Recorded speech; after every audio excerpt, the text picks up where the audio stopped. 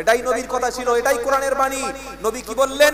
শরীয়ত বিরোধী কাজ দেখলে হাত চালাও, হাত চালিয়ে যদি রুখে দিতে পারো এটা হলো 1 নম্বর ঈমান। ফাইল্লাম ইস্তাতি ফাবি লিসানিহি, হাত দিয়ে প্রতিবাদ করে যদি রুখে না দিতে পারো কমপক্ষে মুখ দিয়ে প্রতিবাদ করো। এই মুখ দিয়ে প্রতিবাদ করা হলো দ্বিতীয় ক্লাস, সেকেন্ড ক্লাস, দ্বিতীয় ঈমান। ফাইল্লাম ইস্তাতি ফাবি কলবিহি, মুখ দিয়ে যদি তোমরা প্রতিবাদ না করতে পারো, অন্যায় যদি না রুখে দিতে পারো, কমপক্ষে তোমার অন্তরের মধ্যে থেকে ঘৃণা নজরে সেই কাজটা এড়িয়ে চলো। ঘৃণা সহকারে ওই সমাজকে তুমি বয়কট করে দাও। তোমার অন্তরের ঈমানের ঘৃণায় তুমি তার সঙ্গে দেখা করা, তার সঙ্গে খাওয়া, তার সঙ্গে চলাফেরা বন্ধ করে দাও। অন্তর থেকে ঘৃণা করে দূরে সরে যাওয়ার নাম হলো তালিকা আদওয়াফুল ঈমান, এটা হলো সবচাইতে দুর্বল ঈমান। এবার আল্লাহর নবী মুসলিম শরীফের হাদিসে বলেছেন, যার অন্তরে ঘৃণা নাই, হাত দিয়ে প্রতিবাদ করতে পারে না, মুখ দিয়ে জবান খুলতে পারে না, অন্তর থেকে ঘৃণা করতে পারে না, ওর মধ্যে সরিষার দানা পরিমাণ ঈমান নাই। আর কত গরু জবাই করে মিলাদ দেবে দাও, ওর মধ্যে ঈমান নাই। আমার কথা নবী সাল্লাল্লাহু আলাইহি ওয়াসাল্লামের কথা, আপনি হাদিসটা খুলুন না, পেয়ে যাবেন। এই আয়াতের তাফসীর খুলুন, পেয়ে যাবেন। আমি তো গল্প বানানোর কথা বলবো না, পড়াশোনা করে এসে বলছি ইনশাআল্লাহ। এবার যখন অন্যায় কাজ হবে আর মানুষ বসে বসে দেখবে, এবার একটা শাস্তি আছে, শাস্তিটা বলবো বলবো নবী বললেন শরীয়ত বিরোধী যখন কাজ তোমাদের মহল্লার মধ্যে, তোমাদের দেশের মধ্যে শুরু হবে, তোমরা নীরব দর্শকের ভূমিকা পালন করবে, তোমরা কিছু বলবে না। চাকরির ভাই ইমাম সাহেব মুখ খুলবে না, বক্তার দাওয়াত কেটে যাবে তাই বক্তা মুখ খুলবে না, পীর সাহেবের মুরিদ কমে যাবে তাই পীর সাহেব মুখ খুলবে না, গ্রামের প্রধানের ভোট কেটে যাবে তাই কথা বলবে না, পাড়ার যিনি নেতা তার সাপোর্টার কমে যাবে সেজন্য সে কথা বলবে না। এমন পরিস্থিতি সকলে যখন তৈরি হবে, প্রধান গদি বাঁচানোর জন্য কথা বলবে না, ইমাম চাকরি বাঁচানোর জন্য কথা বলবে না, বক্তা তার দাওয়াত কমে যাওয়ার ভয়ে কথা বলবে না, পীর সাহেব মুরিদ কেটে যাওয়ার ভয়ে কথা বলবে না। এমন যখন পরিবেশ তখন তোমাদের মধ্যে তৈরি হবে, তখন বিপদে তোমাদের উপর আসমান থেকে বড় বড় বালা আসবে, আসমান থেকে জালিম বাদশা তোমাদের চাপিয়ে দেব, আর তোমরা দোয়া করবে, ও দোয়া কবুল হবে না।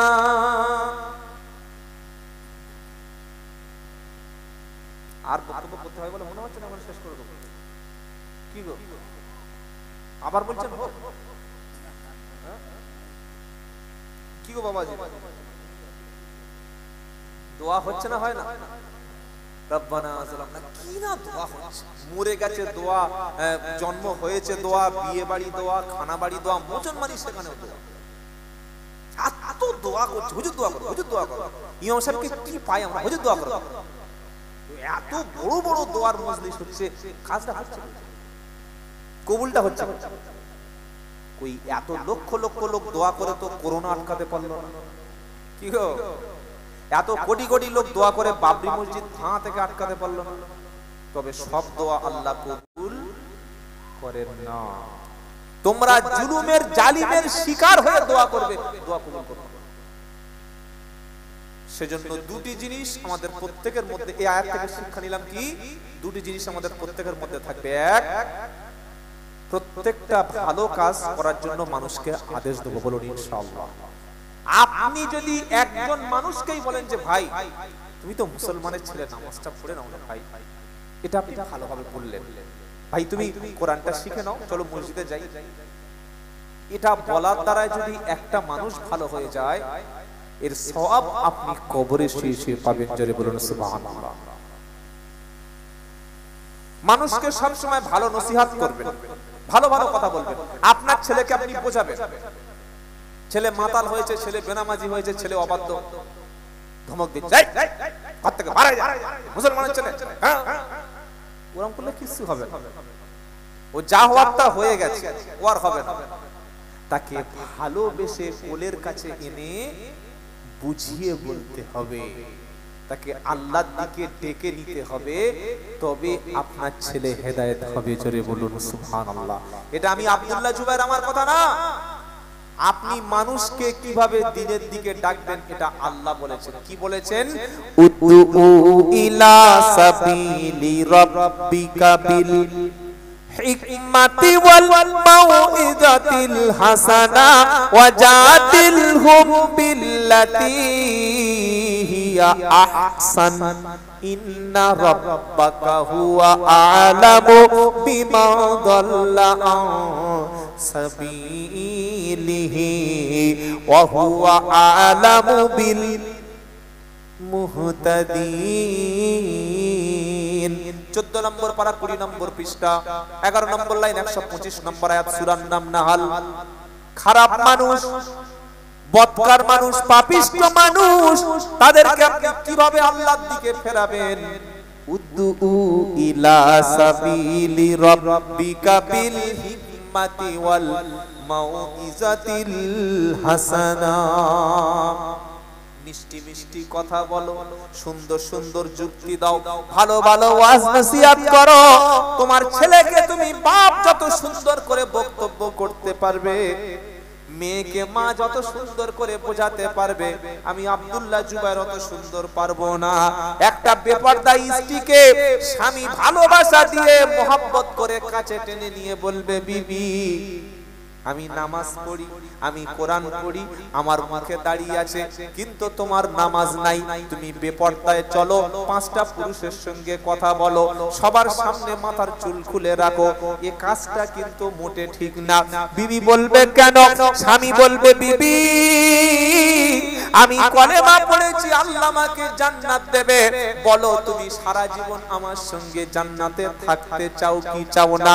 বিবি বলবে অবশ্যই থাকতে চাই। তখন স্বামী বলবে, থাকতে যদি চাও চলো আজকে রাতে তাহাজ্জুদে বিছানাটা গুড়িয়ে দুজনে তাহাজ্জুদে কেঁদে তোমার আর আমার গুনাহগুলি maaf করে চলো দুজনে আল্লাহর বান্দি হয়ে যাই। জোরে বলুন সুবহানাল্লাহ। বলল হুজুর বিছানা গুড়িয়ে রাতের বেলা কেঁদে আল্লাহর বান্দি হতে হবে, কে বলেছে? তাতাজাফা জুনুবুহুম আনিল মাদাজি ইয়াদউনা রাব্বাহুম খাওফাও ওয়া তামা ওয়া মিম্মা রাযাকনাহুম ইনফিকুন। 21 নম্বর পারা 7 নম্বর লাইন 16 নম্বর আয়াত সূরার নাম সাজদা। আল্লাহ বলছেন, তাতাজাফা জুনুবুহুম আনিল মাদাজি ইয়াদউনা রাব্বাহুম খাওফাও ওয়া তামা। রাত যখন গভীর হবে, সবাই যখন ঘুমিয়ে যাবে, সবাই যখন বিছানায় চলে যাবে, তুমি আল্লাহর কাছে উঠবে, বিছানাটা গুড়িয়ে দেবে, বিবিকে সাথে করে নেবে, আল্লাহর কাছে বলবে, আল্লাহ জান্নাতের আশায় জাহান্নামের ভয়ে আমরা দুজনে কেঁদেছি, রব্বানা দুজনকে আগুন থেকে তুমি বাঁচিয়ে নাও। স্বামীর চোখের পানি যখন সিজদায় পড়ে যাবে, বিবির চোখের পানি যখন সিজদায় পড়ে যাবে, আমার আল্লাহ বলছে, ফেরেশতারা রে, যে স্বামী তার স্ত্রীর জন্য, যে স্ত্রী তার স্বামীর জন্য পরস্পর নামাজের পাটিতে বসে কাঁদে, তোরা সাক্ষী থাক, আমি আল্লাহ তাদের দুজনকেই জান্নাতে দেব। জোরে বলুন সুবহানাল্লাহ। বলে যে দুজনে জান্নাতে দেবে, দলিল দাও। কোরআন বলছে ওযু করে কোরআন খুলে জেনে নাও, ইয়া ইবাদিল্লাহ খাউফুন আলাইকুমুল ইয়াউমা ওয়ালা আনতুম তাহজানুন আল্লাযীনা আমানু বিআয়াতিনা ওয়া কানু মুসলিমিন। পারা নাম্বার 25 পৃষ্ঠা নাম্বার 16 লাইন নাম্বার 5 আয়াত নাম্বার 68 সূরার নাম যুকরুফ। আল্লাহ তাআলা কিয়ামতের দিন এক শ্রেণীর বান্দাকে সেদিন আল্লাহ নিজে ডেকে নেবে, কোন দিকে? জান্নাতের দিকে ডাকবে, ডেকে বলবে, ইয়া ইবাদ, হে আমার বান্দা, লা খাউফুন আলাইকুমুল ইয়াউম, আজ তোমাদের ভয় নাই, ওয়ালা আনতুম তাহজানুন, আজ তোমাদের চিন্তা নাই। কারা? আল্লাযীনা আমানু বিআয়াতিনা ওয়া কানু মুসলিমিন। আমার কোরআনের উপরে ঈমান এনেছিলে, কোরআন শুনে বিশ্বাস যারা করেছিলে, মুসলমান হয়ে কবরে যারা এসেছিলে, আজ তোমাদের ভয় নাই, চিন্তা নাই। জোরে বলুন। আল্লাহ বলছেন প্রথমে ইয়া আইয়ুহাল্লাযীনা আমানুত্তাকুল্লাহা হাক্কা তুকাতিহি ওয়া লা তামুতুন্না ইল্লা ওয়া আনতুম মুসলিমুন। সুবহানাল্লাহ। এই যে ইয়া আইয়ুহাল্লাযীনা আমানু মানে হলো ও ঈমানদারেরা, জোরে বলুন না সুবহানাল্লাহ। আল্লাহ আমাদের বলছে, কাদের বলছে? আরে আমাদের মতো লোককে আল্লাহ বলছে। হ্যাঁ, এরকম ইয়া আইয়ুহাল্লাযীনা আমানু, আমার মতো ছোট্ট মানুষ যতটুকু কোরআন গবেষণা করেছি প্রায় 86 বার আল্লাহ কোরআনুল কারীমে বলেছে ইয়া আইয়ুহাল্লাযীনা আমানু, 86 বার বলেছে। এখানেও বলছে ইয়া আইয়ুহাল্লাযীনা আমানুত্তাকুল্লাহা, ও বিশ্বাসী ঈমানদারেরা যারা ঈমান এনেছো, যারা কলেমা পড়েছো, আমানুত্তাকুল্লাহ আল্লাহকেই ভয় করো। কাকে? ভয়ের ব্যাখ্যা কি, কিভাবে ভয় করব? তাফসীরে ইবনে কাসির ব্যাখ্যা দিচ্ছে আল্লাহকে ভয় করার শর্ত হলো 3টি। জোরে বলুন কয়টি? খুব ভালো করে শুনবেন, 3টি শর্ত। 1 নম্বর হলো আল্লাহর শুকরিয়া আদায় করতে হবে, আল্লাহর নাফরমানি করা। প্রত্যেকটা ক্ষেত্রে শুকরিয়া আদায় করব কার? আল্লাহর। প্রশংসা হবে কার? আল্লাহর। তিনি বাঁচান, তিনি আমাকে খাওয়ান, তিনি সুন্দর জীবন দিয়েছেন, সুন্দর বিবি দিয়েছেন, সুন্দর ঘর দিয়েছেন, এজন্য প্রশংসা হবে আল্লাহর। আর আল্লাহর নাফরমানি করা যাবে না। দ্বিতীয়, আল্লাহ থেকে ভয় করো, এটার অর্থ হলো আল্লাহর জিকির করতে হবে, স্মরণ করতে হবে আল্লাহর। আল্লাহর স্মরণ থেকে কখনো গাফেল হওয়া। ফাযকুরুনি আযকুরুকুম ওয়াশকুরুলি ওয়ালা তাকফুরুন।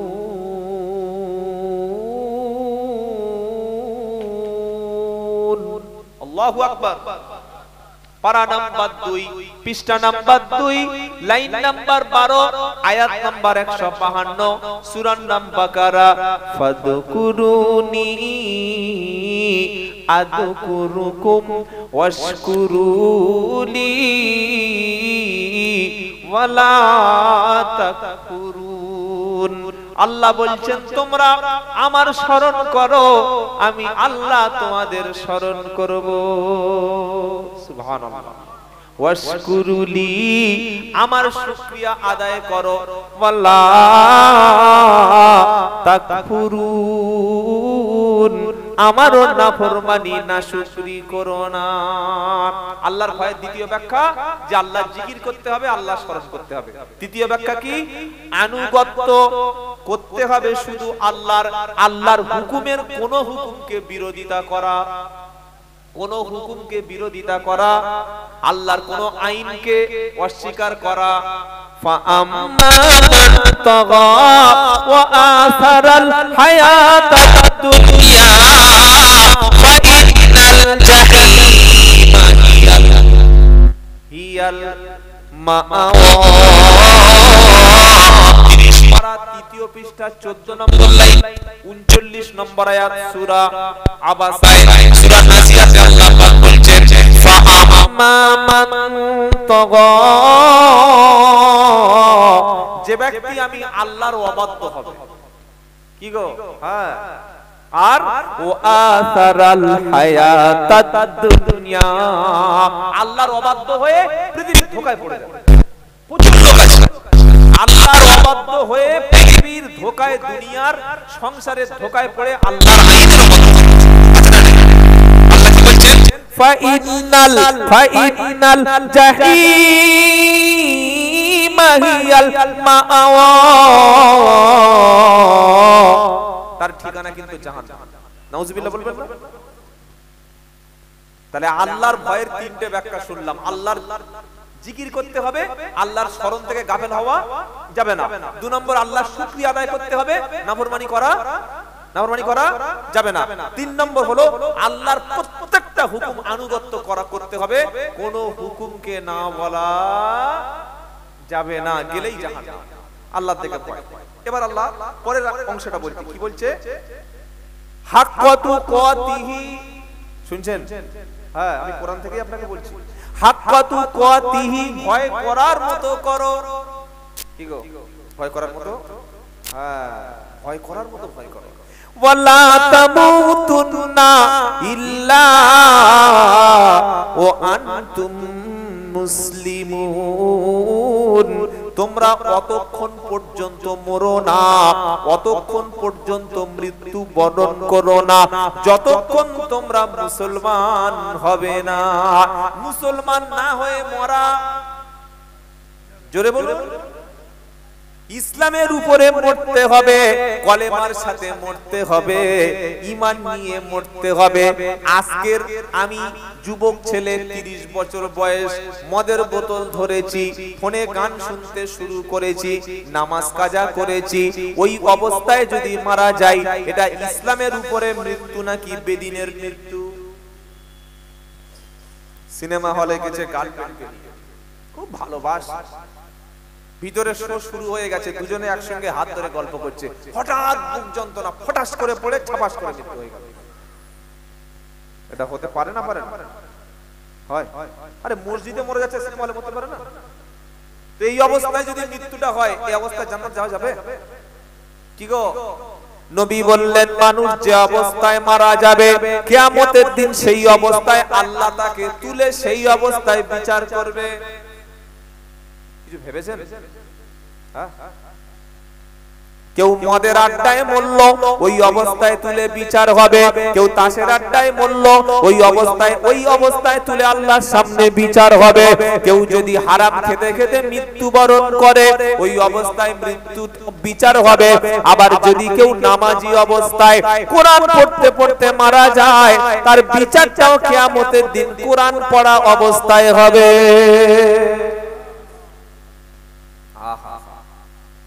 সব সময় নিয়ত করবেন, আল্লাহ আমার জন্য জুমার দিনে মৃত্যু হয়, আমিন বলুন। মোদের যাবার সময় হলে, মোদের যাবার সময় হলে, কাটবে ঝাড়ের পাশ, দিনটি দিও জুমার খোদা, রমজানের দিও মাস, আমিন বলুন না। কি গো, এটা দোয়া। মোদের যাবার সময় হলে, কাটবে ঝাড়ের বাঁশ, দিনটি দিও জুমার খোদা, রমজানের দিও মাস। এটা ভালো দোয়া না খারাপ দোয়া? কাফনের কাপড় কাটবে তখন, করবে গরম পানি, এ পাপীর কানে শুনতে দিও তোমার মধুর বাণী। নারায়ে তাকবীর। আল্লাহ যেন জুমার দিনে শাহাদাতের মৃত্যু সকলে বলুন আমিন। আল্লাহ কোরআন পড়া অবস্থায় আমাদের মৃত্যু দিয়ে সকলে বলুন আল্লাহুম্মা আমিন। আল্লাহ আমরা যেন সিজদায় গিয়ে সুবহান রাব্বিয়াল আলা বলছি, ওই অবস্থায় তুমি আমাদের শাহাদাতের মৃত্যু দিয়ে বলুন আমিন। এটা মৃত্যু না, এটা হলো আল্লাহর জান্নাতে যাওয়ার একটা মাধ্যম তৈরি হয়ে যাবে। সুবহানাল্লাহ। মুসলমান না হয়ে ইসলামের উপরে না মরলে তার বাঁচার কোনো রাস্তা নাই। আমরা যারা এসেছি, যারা বসেছি, আপনি ভাবুন যে আগামীতে পাকা নামাজি হব, 5 ওয়াক্ত নামাজ, সত্য কথা, দিনের উপরে চলবো, পবিত্র অবস্থায় যাব, যে অবস্থায় মরব ঠিক সেই অবস্থা আল্লাহ বিচার করবে কিয়ামতের দিন তুলে। তাহলে আমাকে কিভাবে পাক সাফ থাকতে হবে? আমাকে রেডি থাকতে হবে, আমাকে কোরআনের সাথে রাখতে হবে, আমাকে ওলামাদের সাথে থাকতে হবে, দিন ইসলামের সাথে থাকতে হবে, সত্য পথে থাকতে হবে, আমাকে পাক পবিত্র অবস্থায় থাকতে হবে। কারণ মরণটা যে অবস্থায়, যে সিচুয়েশনে হবে, ওই অবস্থায় বিচার হবে। আল্লাহ যেন ঈমান নিয়ে মরার তৌফিক দান করুন আমিন। দ্বিতীয় আয়াতে আল্লাহ পাক বলছেন, এবার দ্বিতীয় যে আয়াতটা আল্লাহ পাক বলছেন কোরআনে, সূরা আল ইমরানের, ওয়া'তাসিমু বিহাবলিল্লাহি জামিআন ওয়া লা তাফাররাকু ওয়াযকুরু নি'মাতাল্লাহি আলাইকুম إذ كنتم أعداء فألف بين قلوبكم فأصبحتم بنعمته إخوانا وكنتم على شفا حفرة من النار فأنقذكم منها জোরে বলুন সুবহানাল্লাহ। প্রথম আয়াতে আল্লাহ বললেন মুসলমান না হয়ে মরো না, আর আল্লাহকে দেখে ভয় করো। ভুলে গেলেন তাহলে বাড়ি কি মনে থাকবে? কি গো, প্রথমে কি বললেন? আল্লাহকে ভয় করো, মুসলমান না হয়ে মরো না। আমরা সকলে বললাম আল্লাহ, এবার আমরা মুসলমান। সুবহানাল্লাহ। আমরা কি বললাম? আল্লাহ আমরা মুসলমান। আল্লাহ বললেন তোমরা যখন মুসলমান, তাহলে আমি আল্লাহ হলাম রহমান, আর তোমাদেরকে বাঁচানোর জন্য নাজিল করেছি আল কোরআন। জোরে বলুন। তোমরা যখন হলে মুসলমান, আমি হলাম রহমান, আর বাঁচতে যাতে পারো তোমরা দিলাম আমি আল কোরআন। মির আছে না?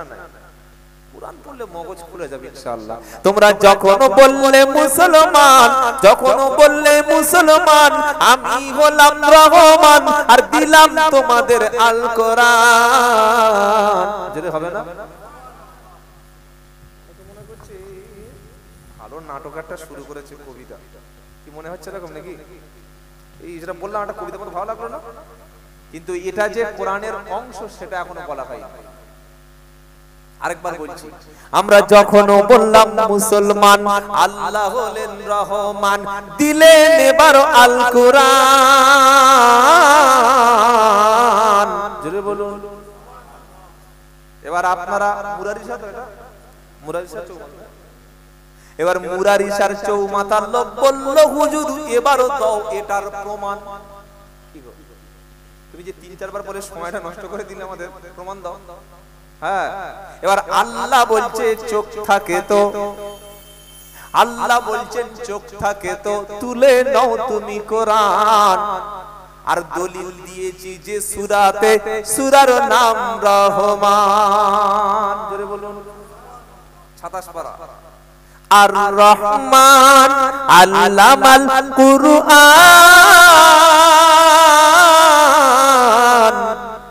খালাকাল ইনসানা আল্লামাহুল বায়ান। জোরে বলুন। দয়াময় তিনি রহমান, দয়াময় তিনি রহমান, তৈরি করলেন সৃষ্টি তিনি ইনসান, আর মানুষকে শেখালেন পবিত্র কোরআন। মিলেছে না? মেলে নাই? মোটামুটি দলিল প্রমাণ ঠিক আছে তো? চলুন এবার পড়ি আয়াতটা। কি বলছেন আল্লাহ? ওয়াতাসিমু বিহাবলিল্লাহি জামিআ।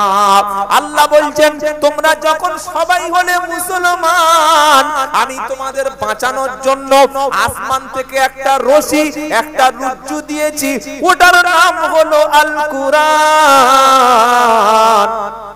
সুবহানাল্লাহ বলুন। কি করবে ওটা? আমি আল্লাহ দিয়েছি তোমাদের জন্য আসমান থেকে। ওয়াতাসিমু বিহাবলিল্লাহি জামিআ। তোমরা সবাই মিলে এক জায়গায় হও। কে বলছে? আল্লাহ বলছেন। হ্যাঁ, সবাই মানে বিশ্বের 200 কোটি মুসলমান, হানাফি, শাফি, হাম্বলি, মালিকি, তাবলিগ, ফুরফুরা, আজানগাছি, কাদরিয়া, চিশতিয়া, দেওবন্দি, লামজাহাবি, তারপরে বসিরহাটি, ফুরফুরা, ওদিকে ফুলতুলি, পাতরচাবড়ি, যত রকমের ফিরকা আছো, দল আছো, সবাই তোমরা এক হও, আর সবাই মিলে কোরআন ধরো। কেন?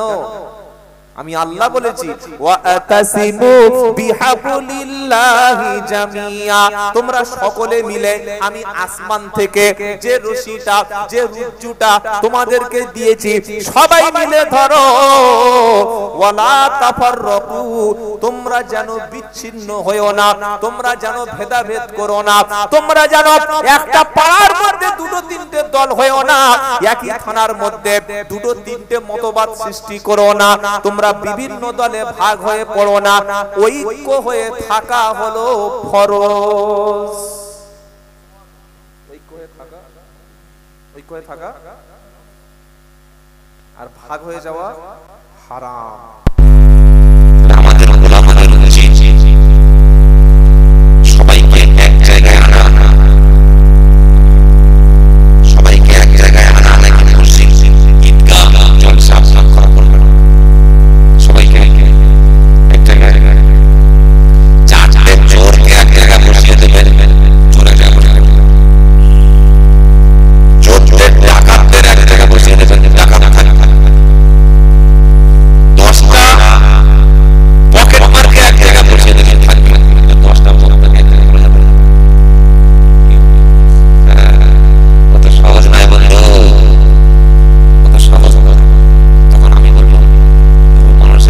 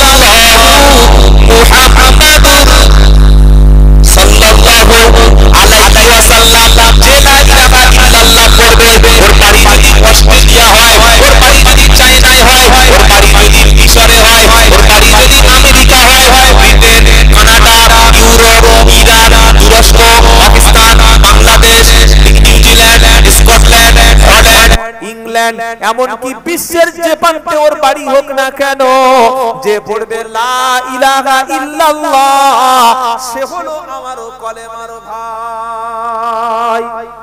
জোরে বলুন। বললে হুজুর লোকটা যদি আমাদের দলের বাইরে হয়, আল্লাহ বলছে খবরদার ওসব দল ভাগাভাগি করো না। দল হলো একটা, কটা কটা দলের নাম ইসলাম দিয়েছে আল কোরআন, ইন্নাদ-দীনা ইনদাল্লাহিল ইসলাম। তৃতীয় পারা সূরা আল ইমরানের 19 নম্বর আয়াত আল্লাহ বলছেন, আমি আল্লাহ আমার কাছে সবচাইতে পছন্দ, মনোনীত, গ্রহণীয়, অ্যাকসেপ্টেবল যে মতবাদ তার নাম হলো ইসলাম। যে কলেমা পড়েছে সে আমার ভাই।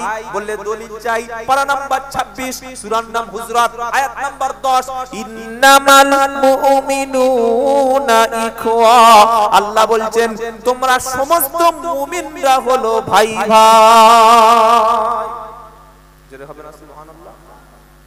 তাহলে কলেমা লা ইলাহা ইল্লাল্লাহ যে পড়বে তাকে কাফের বলা, তার সঙ্গে সালাম দিতে হবে, তার সঙ্গে মেয়ে বিয়ে দিতে হবে, তার বাড়িতে যেতে হবে, তাকে দাওয়াত করতে হবে, সে আমার ভাই।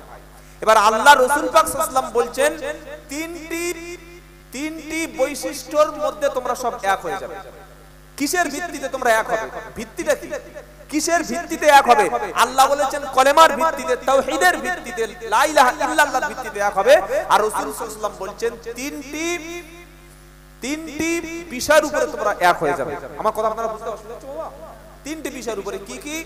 এবার নবী সাল্লাল্লাহু আলাইহি ওয়াসাল্লাম বলেছেন তোমাদের মতোই যারা নামাজ পড়ে, তোমাদের কিবলাকে যারা কিবলা বলে মেনে নেয়, আর তোমাদের হাতের জবাই করা হালাল খাদ্য যারা খায়, তারা সকলে হলে তোমরা ভাই ভাই। জোরে বলুন সুবহানাল্লাহ।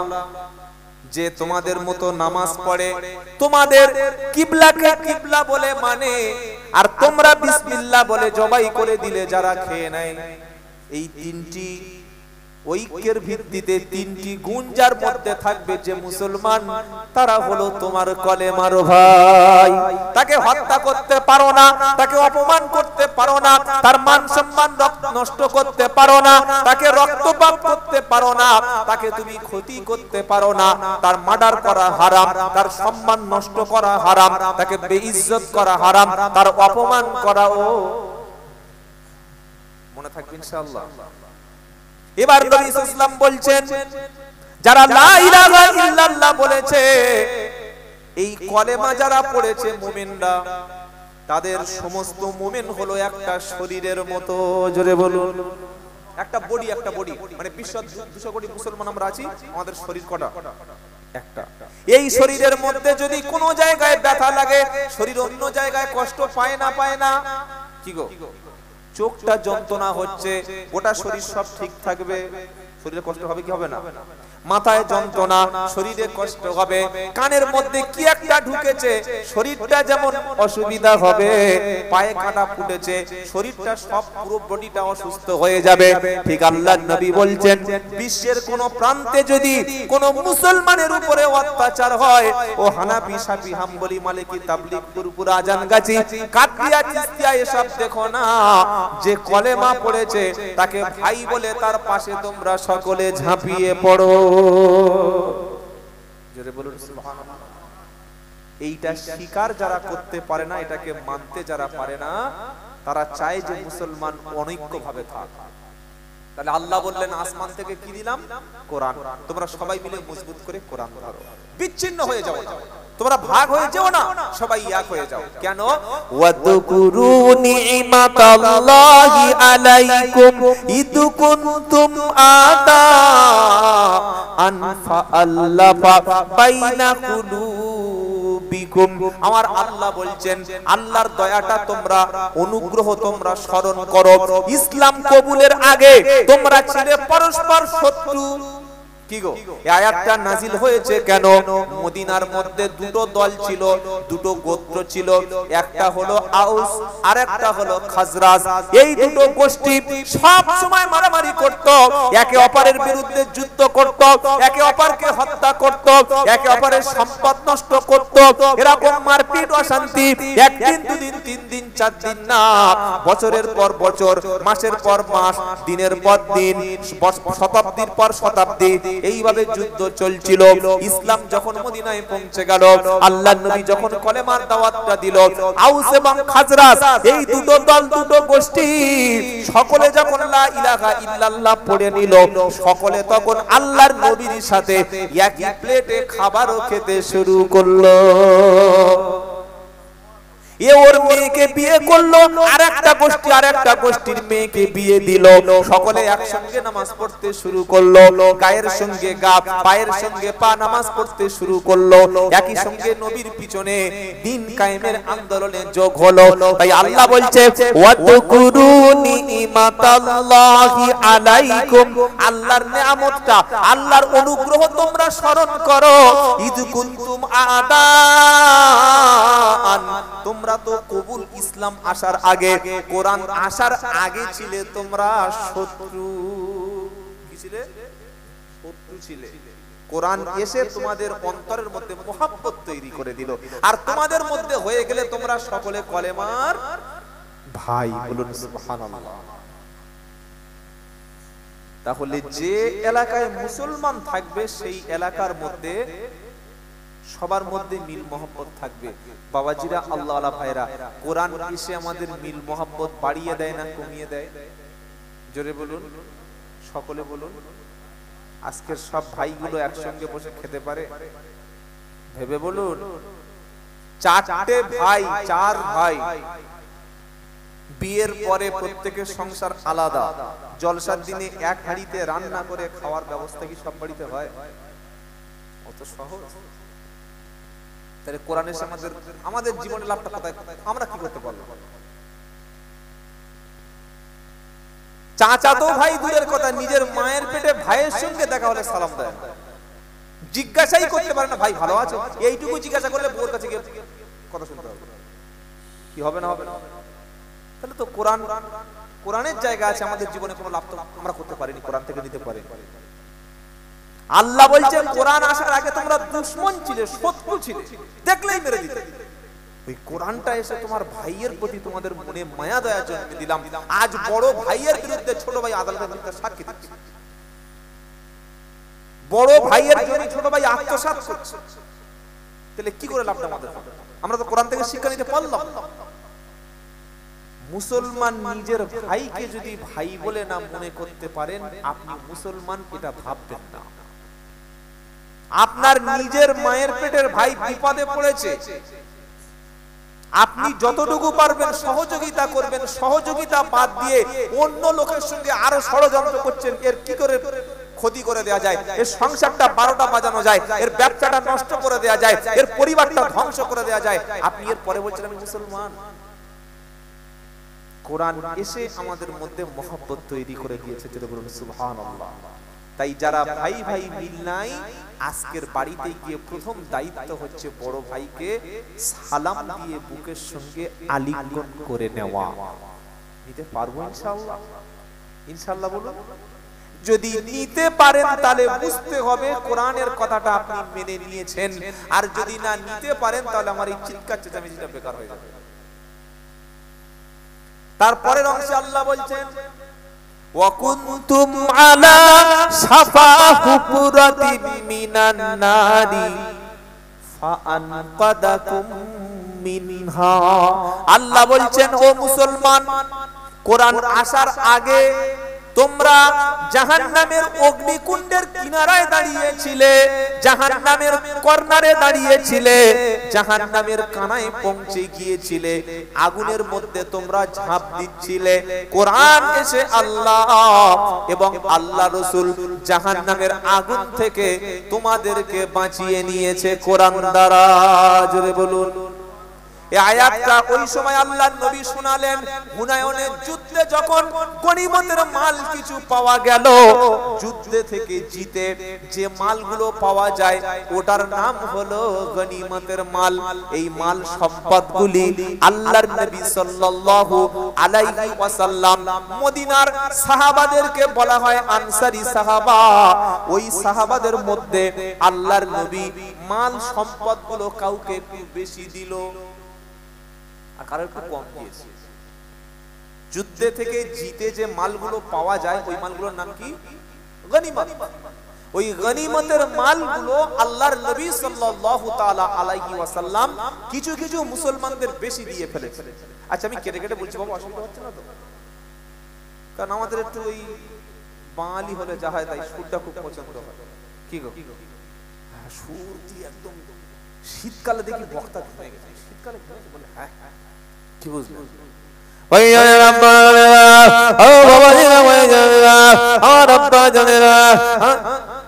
একটা শব্দই বুঝতে পারছে না, খালি কা কা কা কা চা চা করে। বাড়ি গিয়েছে, বউ বলছে হ্যাঁ গো ফোন করেছি, ফোন তুলেনি, কোন মেয়ের সাথে গল্প করছিল? কার সাথে গল্প? মিথ্যে কথা বলছে, আমার মাথা হাতে বলো।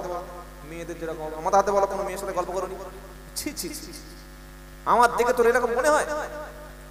চুলদাড়ি হাফ পেকে গেছে, আমার 3 ছেলের বাপ হয়ে গেছে, বড় মেয়ের বিয়ে দিয়ে নাতি হবে, আমি গল্প করবো মেয়েদের সাথে? তা সত্যি যদি মেয়েদের সাথে গল্প না করে থাকো, 19 বার ফোন করেছি তুলুনি কেন? কবার? 19 বার। তাহলে 20 বার করছিলাম আর তুমি ঘরে ঢুকলে। এই ভাই তো ওয়াজ শুনছিলাম রে। কে? ওরা খিচে মিচে টানতে গেল, আব্দুল্লাহ জুবাইর বলল ও আচ্ছা আচ্ছা ওইরকম টানছিল। বললে আমি তো যেতে পারিনি, একটু বলো কি গো, জলসায় তো আমি যেতে পারি, একটু বলো একটু শুনি। বলছে কি বললো জানো, কি বললো জানো মনে। তাহলে বিবির কাছে বক্তব্য শুনে যদি গুছিয়ে কিছুটা না বলতে পারে, কাল সকালে আর মনে থাকবে কি গো? এই জন্যই সমস্যাটা আমাদের বাঙালিদের সমস্যা এই জায়গায়। কেটে কেটে কেটে কথা বললে কিছুক্ষণ পরে লাগছে, গলা নেই, কিচ্ছু নাই। আগে দেখবেন তার মধ্যে ইলিম আছে কিনা, তিনি বলছেনটা কি, তার কথাটার মধ্যে কি বার হচ্ছে সেটাই শুনবো। পরিষ্কার মেয়ে দেখে বিয়ে করেছেন, তার মধ্যে শিক্ষা নাই, তার মধ্যে মানবতা নাই, ভালোবাসা নাই, দ্বীন ইসলাম নাই, আপনি একদম ধ্বংস হয়ে গেছেন, পুরো ধ্বংস, পুরো ফ্লপ। আর পয়সাওয়ালা ছেলে দেখে জামাই করেছেন, ছেলের মধ্যে চরিত্র নাই, দ্বীন ইসলাম নাই, আখলাক নাই, আপনার মেয়েটাকে আপনি জ্যান্ত জাহান্নামের খুঁটির সঙ্গে বেঁধে দিয়েছেন, জ্যান্ত জাহান্নামের খুঁটির সঙ্গে বেঁধে দিয়েছেন। আর ঠিক তেমন বেতাল বেতাল কা কা কা করে একটা কথাই শোনা যাচ্ছে না, বোঝা যাচ্ছে না, এটাও বেকার। সুরের জায়গা সুর প্রয়োজন আছে না? হ্যাঁ, সুর দেওয়া ভালো। এই বাংলাদেশের সেদিন একটা বক্তা বললে, বক্তব্য দেওয়ার সময় সুর করে বক্তব্য দেওয়া হারাম। বাহ, হারাম ফতোয়া দিয়ে দিলে। হারাম ফতোয়া দিতে গেলে শরীয়তের নাস লাগে, দলিল লাগে, ফট করে হারাম বলে দেবে। তো এইগুলো বলা যাবে না। তোমার গলা নেই বাবা, তুমি স্বীকার করো আমি সুর দিতে পারি কি গো? কিছু জায়গায় মানুষকে বোঝাতে হয়, আবার কিছু জায়গায় একটু সুরের প্রয়োজন আছে না? নাই। হুনায়নের যুদ্ধে যখন বেশিরভাগ সাহাবাদেরকে বিশ্ব নবী গনিমতের মালটা কাউকে দিল বেশি, কাউকে দিল কম, যারা কম পেয়েছে তারা একটু খুশি না। নবী যে কাজটা করলো কি গো, কে কত ইমানদার টাকার সামনে বোঝা যায়। কত বড় ধরনের বক্তা আর কত বড় ধরনের হুজুর, জলসার শেষে পকেটে টাকা 2000 কম দিলে বোঝা যাবে যে বক্তার কেমন। বুঝতে পারছেন না? পারছেন না? হ্যাঁ, এমনও জায়গায় গিয়েছি আমার গাড়ি খরচের টাকাটাও দেয়নি, বাড়িতে এসে আবার টাকা দিতে হয়েছে। প্রচুর জায়গা, নাম বলবো না। কে কেমন পীর সাহেব, মুফতি সাহেব, হাফেজ সাহেব, হাজী সাহেব, বক্তা সাহেব, মাল সামনে ফেললে চেনা যাবে। যখন টাকার সঙ্গে তার ঝামেলা হবে তখন বোঝা যাবে কে কত বড় হাজী সাহেব, ইমানদার। তার সঙ্গে বাইরে সফর করলে, রাস্তায় তার সঙ্গে গেলে বোঝা যাবে। কি বলছি বুঝতে পারছেন না? কি গো বাবাজিরা, আল্লাহ আল্লাহ পায়রা। তো যখন কিছু মুসলমানের গনিমতের মাল কম হলো, তাদের ভিতর থেকে সমালোচনার ঝড় বয়ে গেল। আল্লাহর নবীর কাছে কথাটা যখন কানে গেল, নবী তাদেরকে ডাকলেন, ডেকে বললেন, কি বললেন? নবী সাল্লাল্লাহু আলাইহি ওয়াসাল্লাম বললেন, ওয়াকুনতুম আলা শাফা হুফরাতিম মিনান নারি ফাআনকাদাকুম মিনহা। তোমরা স্মরণ করো, তোমাদের কি মনে নাই তোমরা জাহান্নামের কিনারায় দাঁড়িয়েছিলে, তোমরা তো পরস্পর দ্বন্দ্ব লেগেছিলে। কোরআন এসে আমি নবীর দ্বারা আল্লাহ তোমাদের ভাই ভাই বানিয়ে দিল। জোরে বলুন। তোমরা ছিলে গরিব, হ্যাঁ মদিনায় তোমরা ছিলে গরিব, এই ইসলাম দ্বারা আমাকে দ্বারা আমি রাসূল আমাকে দিয়ে আল্লাহ তোমাদের সম্পত্তি বাড়িয়ে দিয়েছে। জোরে বলুন সুবহানাল্লাহ। আর কি, তোমরা ছিলে গোমরাহ, তোমরা ছিলে পথভ্রষ্ট, আল্লাহ এবং রাসূল চিনতে না। আমার দ্বারাই আল্লাহ তাআলা তোমাদের সম্মান এই পৃথিবীতে, নবীদের পরের সম্মান হলো সাহাবায়ে কেরাম। আল্লাহ আমার দ্বারা তোমাদেরকে সম্মান এত বেশি বাড়িয়ে দিয়েছে, যখন কোন সাহাবার নাম শুনতে হয় তখন বলতে হয় রাদিয়াল্লাহু তাআলা আনহুম ওয়া রাদু। সুবহানাল্লাহ বলবেন না? والسابقون الأولون من المهاجرين والأنصار والذين اتبعوهم بإحسان رضي الله عنهم ওয়ারাদু আনহু আ'আদ্দা লাহুম জান্নাতুন তাজরি তাহতাহাল আনহার খালিদিনা ফিহা আবাদা। 11 পারা দ্বিতীয় পৃষ্ঠা প্রথম নম্বর লাইনের 100 নম্বর আয়াত, সূরার নাম তাওবা। ওয়াসাবিকুনাল আউয়ালুনা মিনাল মুহাজিরিনা ওয়াল আনসার ওয়াল্লাযীনা তাবাউহুম বিইহসান। আল্লাহ বলছেন ইসলাম কবুলের ক্ষেত্রে মক্কার মুহাজির, মদিনার আনসারদের মধ্যে প্রথমে যারা ইসলাম কবুল করেছে আর যারা তাদেরকে অনুসরণ করেছে, আমি আল্লাহ তাদের উপরে রাজি, আর তারাও আমার উপরে রাজি। তাদের জন্য রয়েছে জান্নাত, তারা হলো সাহাবায়ে কেরাম। এই বাবাজিরা, নবী তিনটি কথা বললেন, তোমরা গোমরা ছিলে, তোমরা জাহান্নামে চলে যাচ্ছিলে, আমি আমার দ্বারা তো আল্লাহ তোমাদেরকে জান্নাতের রাস্তা দিয়েছেন। সুবহানাল্লাহ বলবেন না? তোমরা গরীব ছিলে, আমার দ্বারা আল্লাহ তোমাদের সম্পত্তি দিয়েছে। নাম্বার 3, তোমাদের ভাই ভাই বছরের পর বছর মারামারি অশান্তি কাটাকাটি ছিল, আমার দ্বারায় তোমরা একই প্লেটে খাচ্ছ, একই সঙ্গে নামাজ পড়ছো, কাঁধে কাঁধ মিলিয়ে দিচ্ছ, একজন কাঁদলে আরেকজন কাঁদছো, একজন বিপদে পড়লে সাহায্য করছো। তো সুতরাং আল্লাহ আমাকে এইভাবে ভাগ বন্টন করতে বলেছে, এটাই তোমরা মেনে নাও। জোরে বলুন সুবহানাল্লাহ। কোরআনের দ্বিতীয় আয়াত থেকে আমরা 3টে শিক্ষা পেলাম। কি শিক্ষা? সকলে মিলে তাবলীগ, ফুরফুরা, আজানগাছি, কাদরিয়া, চিশতিয়া এসব দল কোরআন, এসব ভাগাভাগি করো না। আপনারা সবাই দেখছেন সারা বিশ্বের অবস্থাটা কি। এই পশ্চিম, এটা মানে ঈদগাহ তো? ঈদগাহ না? এটা কি রেলের জায়গা না বাস স্ট্যান্ডের জায়গা নাকি আল্লাহর ওয়াকফ করা সম্পত্তি? কোনটা? ওয়াকফ সম্পত্তি। এই সম্পত্তির বিরুদ্ধে, আপনাদের মসজিদের যে সম্পত্তি তার বিরুদ্ধে পার্লামেন্টে বিল কিন্তু চলে এসেছে। অনেকেই যারা শিক্ষিত সচেতন জানেন কি বিল? ঈদগাহ, কবরস্থান, মসজিদ, মাদ্রাসা সব সম্পত্তিগুলো, এগুলো সরকার নিজের ইচ্ছায় ডিস্ট্রিক্ট ম্যাজিস্ট্রেট দ্বারা এগুলোকে আপনাকে ব্যবহার করতে দেবে। ইচ্ছা করলে ঈদের নামাজ পড়তে দেবে, তা না হলে সুযোগ নাই। এই বিলটা এসছে না আছে না? কি গো, যদি আমরা এখনো তাবলীগ, ফুরফুরা, আজানগাছি, কাদরিয়া, লম্বা টুপি, গোল টুপি এইসব ছোট্ট ছোট্ট বিষয় নিয়ে যদি এখনো মারামারি করি, তারা দেখছে না? যখন ফুরফুরার একটা মসজিদ দখল হয়ে গেছে, ফুরফুরা সিলসিলার একটা ঈদগাহ দখল হয়ে গেছে, তাবলীগ জামাতের লোক বলছে বাহ খুব ভালো খুব ভালো খুব ভালো, ওদের নিয়েছে। কি গো, এটা বলা ঠিক হয়েছে তো? এটা বলা ঠিক হয়েছে তো? যখন বেরিলিদের একটা খানকা দখল হয়ে গেছে, তখন তাবলীগ জামাত বলছে বাহ বাহ বাহ বাহ বাহ খুব ভালো খুব ভালো খুব ভালো, ওদেরটা নিয়ে জামাত তো নেই। যখন তাবলীগ জামাতের একটা মার্কাজে সিল মেরে দিয়েছে সরকার, তখন ফুরফুরা সিলসিলার লোক আর ওই বেরিলি যারা আজান গাছে, এইবার ঠিক আছে, এটা ঠিক হয়েছে কি? কখনো না, কোনোদিন না। এই ভেদাভেদ গুলো আর মুসলমানদের করতে দেবেন না। ছোট্ট ছোট্ট বিষয় নিয়ে জাতির মধ্যে যারা দ্বন্দ্ব লাগাচ্ছে, এরা ইহুদিদের এজেন্টদের থেকে দূরে থাকবেন, বলুন ইনশাআল্লাহ। খবরদার, সাবধান। এই জলসা থেকে সবচেয়ে ফিতনা ছড়ায়, জলসার মাধ্যমেই ফিতনা ছড়িয়ে দিচ্ছে, ছোট্ট ছোট্ট বিষয় নিয়ে উস্কে দিচ্ছে মানুষকে, এগুলো বলতে দেবেন না। এখন আমাদের সকলকে ঐক্যভাবে থাকতে হবে। আমাদের ওয়াকফ সম্পত্তি, আমাদের মসজিদগুলি, আমাদের মাদ্রাসাগুলি বাঁচাবো, বলুন ইনশাআল্লাহ। মুসলমান নিরীহ নিরীহ ছেলেকে জঙ্গি বলে চালিয়ে দিচ্ছে, দিচ্ছে না, দেয় না? রেল লাইনের উপরে বোমা পড়া গেল মুর্শিদাবাদের সুদিতে, বোম ফাটাতে গিয়ে 2 জন জঙ্গি ধরা পড়ল, কোন টিভি চ্যানেল বললো না, কেউ বলেনি। ছেলে দুটোর নাম কিন্তু আব্দুল্লাহ, উবাইদুল্লাহ, ইব্রাহিম, কাসিম বা মোহাম্মদ, কিছু নাম না। একজনের নাম মদন আর আরেকজনের নাম কি গো? ওই দুটোই কোন ধর্মের লোক? আমি ধর্মের দোষ দেব না, দুটোই গায়র মুসলিম, দুটোই জঙ্গি।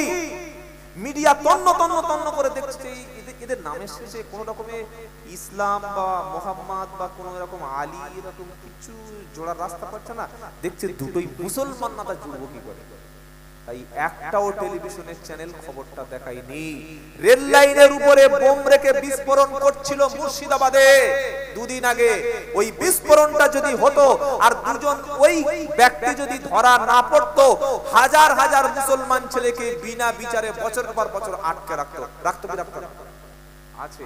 দুজনকে ধরলো, 24 ঘন্টার আগেই জামিন হয়ে গেছে। এখনো আমরা মারামারি করছি, তাবলীগ ফুলপুর আজান গাছি কাদিয়া চিশতিয়া লম্বা টুপি গোল টুপি। কবে জাতি সজাগ হবে? আমরা সকলে এক, বলুন ইনশাআল্লাহ। এক মানে কি আমরা ওদের দল ওরা আমাদের, ব্যাপারটা তা না। যখন কেউ কলেমা পড়া ভাই বিপদে পড়বে, আমি দল দেখব না, তার পাশে দাঁড়াবো, বলুন ইনশাআল্লাহ। কলেমাওয়ালা কোন মসজিদ, আল্লাহর ঘর নামাজ যেখানে হয়, ওটা কোন দলের মসজিদ, কোন তরিকার মসজিদ দেখবো না। মসজিদের উপরে যদি বিপদ নেমে আসে, আমি জান দিয়ে হলেও আল্লাহর ঘর রক্ষা করবো, বলুন ইনশাআল্লাহ। এটার নাম হচ্ছে তাদের পাশে দাঁড়ানো। কথা মনে থাকবে ইনশাআল্লাহ। এই মেসেজটা সূরা আল ইমরানের 104 নম্বর আয়াত থেকে আল্লাহ বলছেন, তোমরা ভাই ভাই, তোমরা কোরআন মজবুত করে ধরো, ভাগাভাগি করো না, সবাই ইনশাআল্লাহ এক থাকবো। তারপরে আল্লাহ তাআলা বলছেন, আল্লাহ পাক এবার বলছেন, ওয়াল তাকুম মিনকুম উম্মাতুন ইয়াদউনা ইলাল খায়র ইয়ামুরুনা বিল মা'রুফি ওয়া ইয়ানহাউনা আনিল মুনকার উলাইকা হুমুল মুফলিহুন। জোরে বলুন সুবহানাল্লাহ। ওয়ালতাকুম মিনকুম, তোমাদের মধ্যে এমন একটা দল থাকবে, এমন একটা দল থাকবে।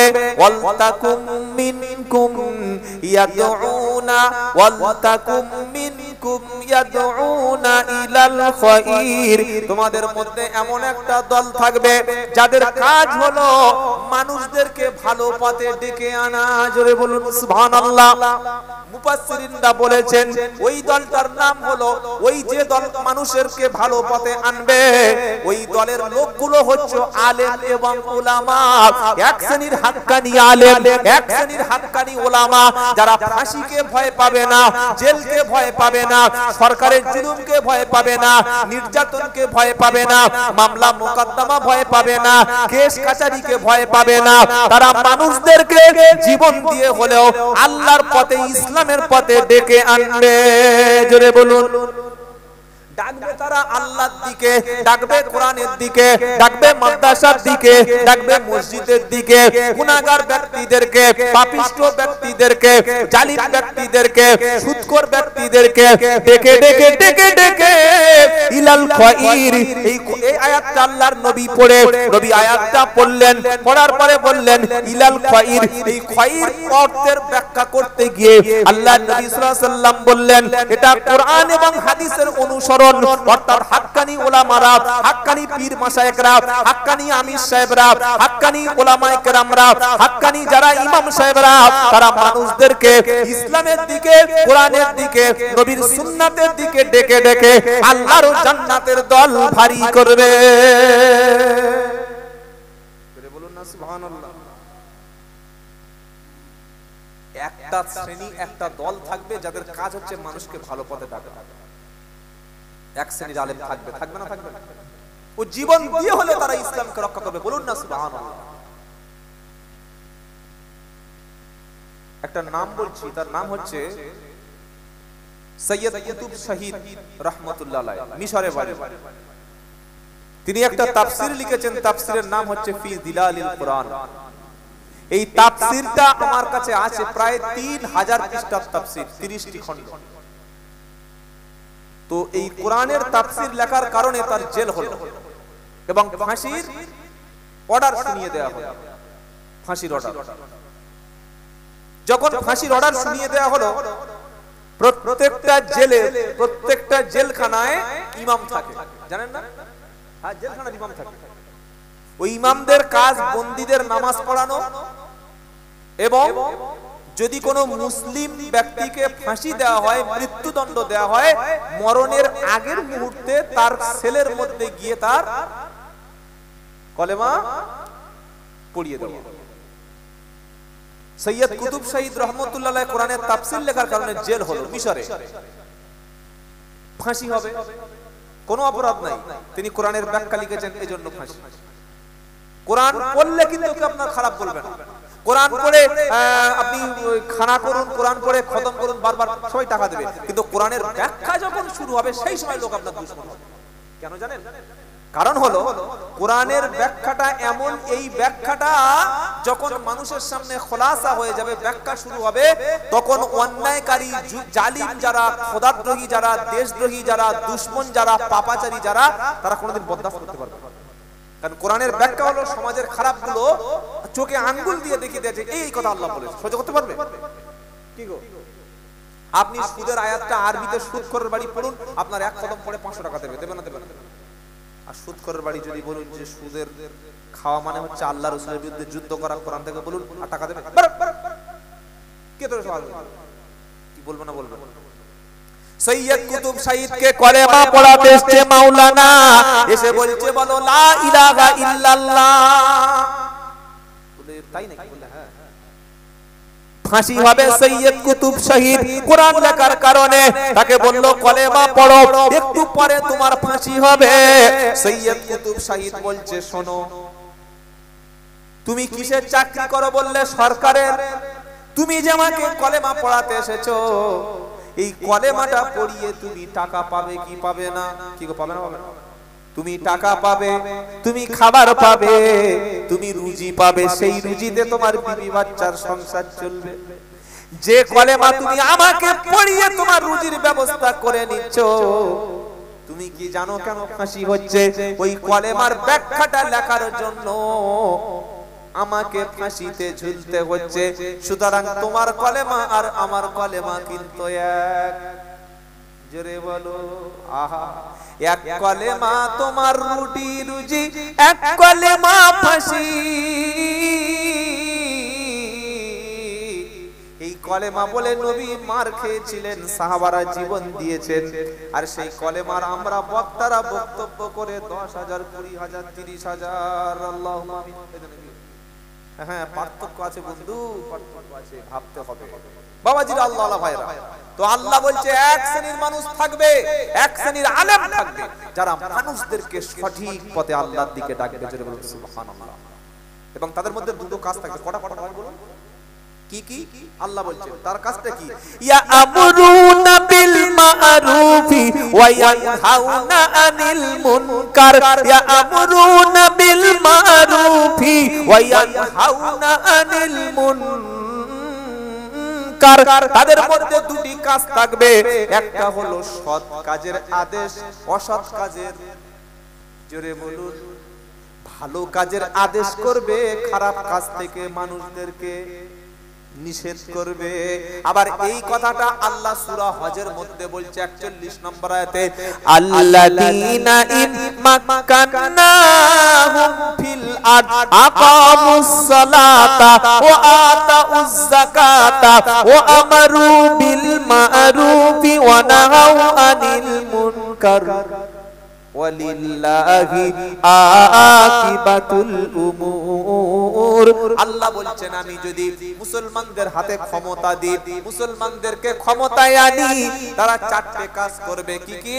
আল্লাযীনা ইম্মাক্কান্নাহুম ফিল আরদ আকামুস সালাতা, মুসলমানদের হাতে পাওয়ারে আসলে, ক্ষমতায় আসলে চারটে কাজ করবে।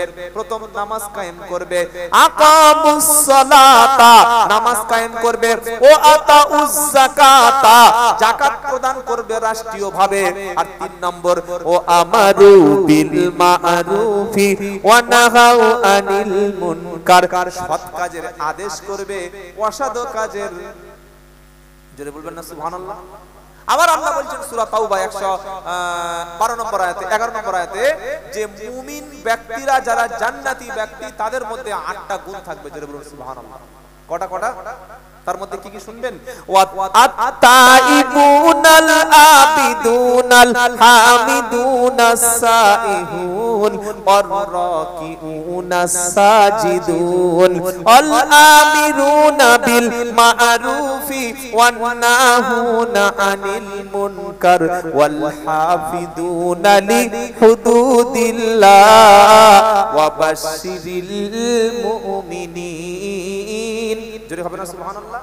আল্লাহ বলছেন মুমিন ব্যক্তি যাদের জন্য জান্নাত, তাদের মধ্যে 8টা গুণ থাকবে।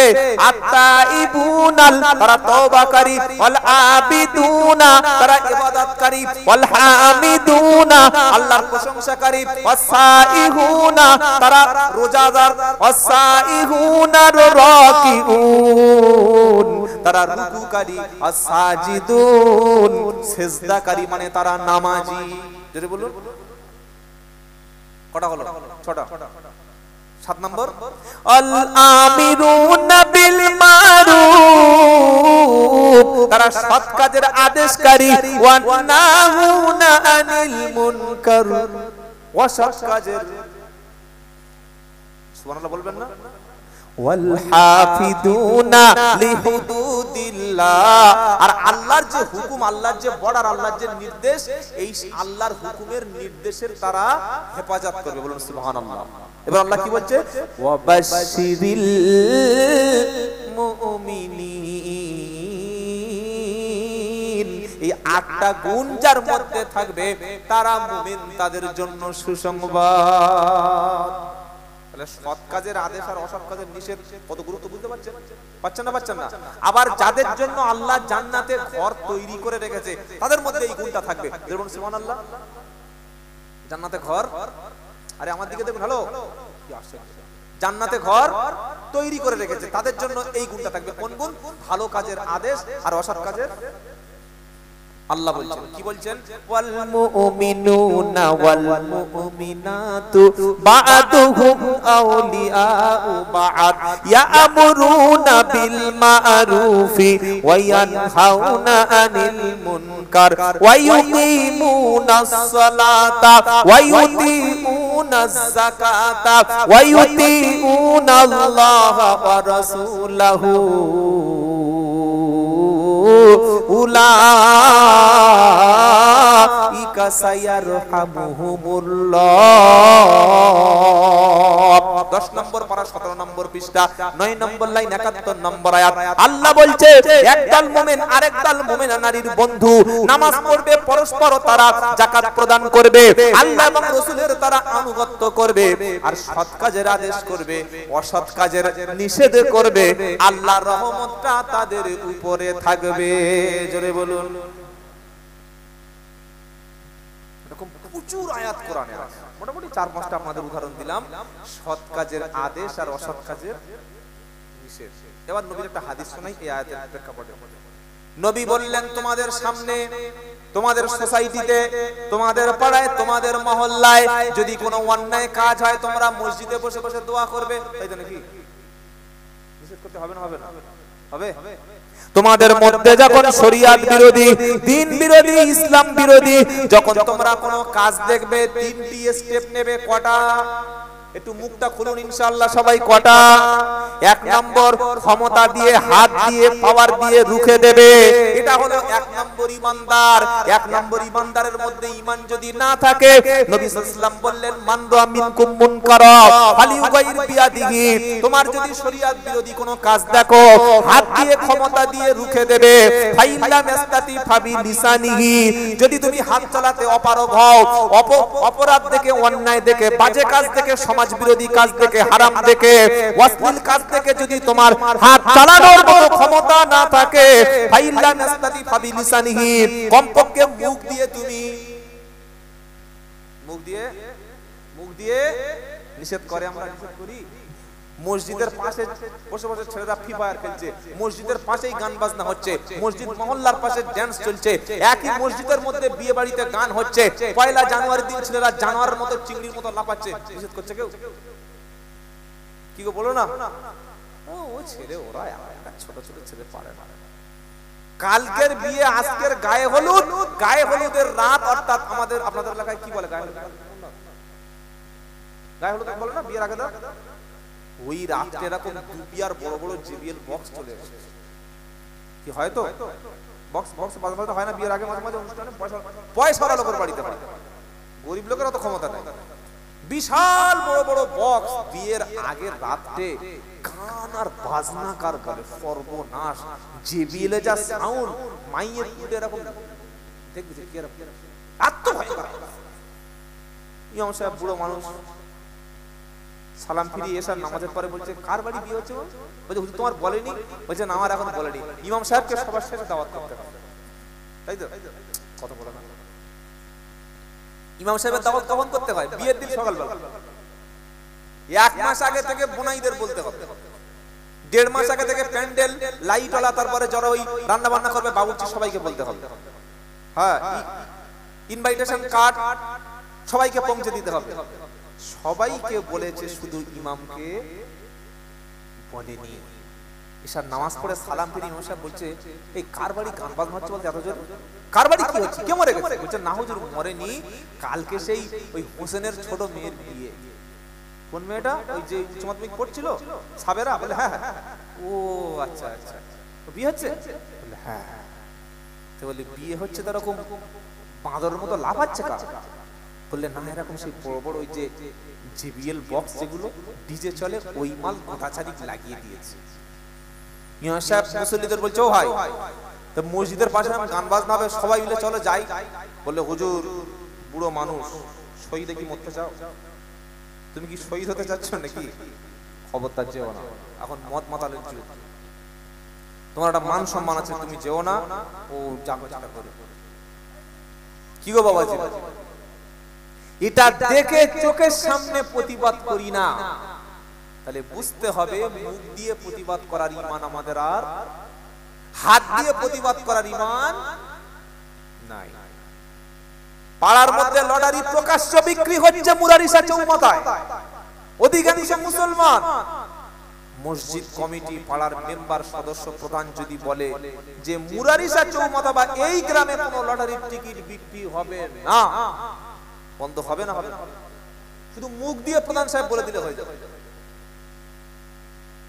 মদের দোকান চলছে সরকারি লাইসেন্স দিয়ে, পুলিশ আমার গাড়ি ড্রাইভার, সে পাওয়ার ছেলেটা 5 ওয়াক্ত নামাজ পড়ে, 5 ওয়াক্ত নামাজ পড়ে মুখে দাঁড়িয়ে আছে আমার ড্রাইভার, বলছে হা করো দেখি মালটাল খাই, পুলিশ বলছে।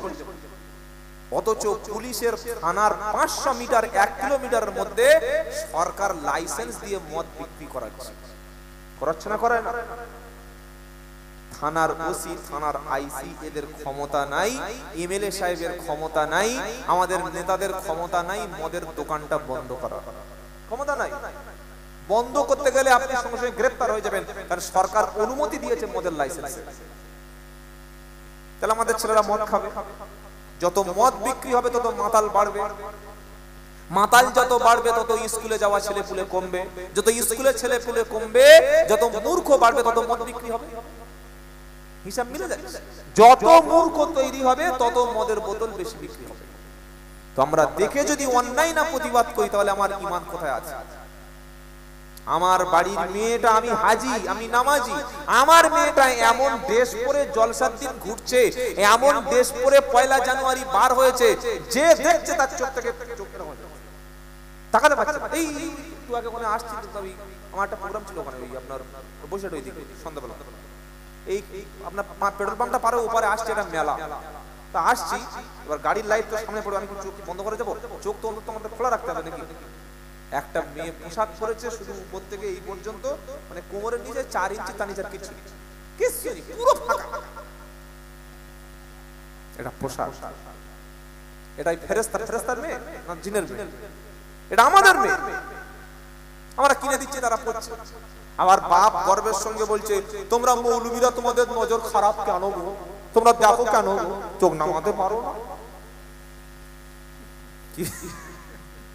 ওরা লাইট তোমার চোখে মারবে, তোমার চোখ নামিয়ে রাখতে হবে, কি গো?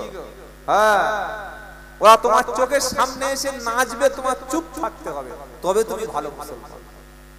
বাবাজিরা, আল্লাহ পায়রা, যারা যুবক এসেছেন, মুসলমান এসেছেন, আপনার অঞ্চলে, আপনার এলাকার মধ্যে তাসের আড্ডা যদি হয়, মদের আড্ডা যদি হয়, গান বাজনার আড্ডা যদি হয়, হারাম কাজ যদি হয়, এই জলসা কমিটি, ঈদগাহ কমিটি আপনাদের যোগ্য ইমামকে সঙ্গে করে নিয়ে, পাড়ার যিনি সদস্য আছেন, প্রধান আছেন, তার সঙ্গে করে নিয়ে শরীয়তের প্রত্যেকটি হারাম কাজ আপনারা বন্ধ করবেন। বলুন ইনশাআল্লাহ, বলুন ইনশাআল্লাহ।